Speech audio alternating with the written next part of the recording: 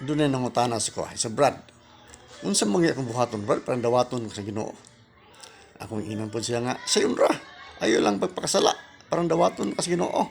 Kaya kung mag-commit ka kasalanan, di ka dawaton sa Ginoo. Gawas pa, kung makasala ka, silutan ka sa balaod ni sa gobyerno sa yuta o ingon man sab sa balaod sa Ginoo sa langit. Silutan ka. Walay exempted na to ni. Bisan unsa pa reliyon nimong giintrahan basta makasala ka, silutan ka gyud. Ano ba no? Ano siya? Manakaron nga likaya na to ang pagkasala. Kaya ang tao gud nga nakasala na tapos gisilutan na, meaning kato siya nakasala na gito siya. Pero ang tao nga wala gisilutan labi na sa balaod din sa yuta o balaod sa langit, no? Kana meaning wala gini siya nakasala pa, no? Muna karon nga mo ini dawaton sa Ginoo kadtong mga tao nga wala masala.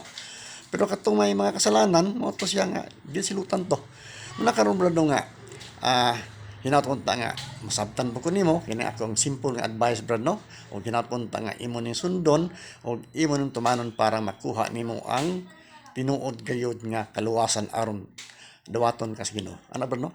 Thank you Lord, o God bless you all.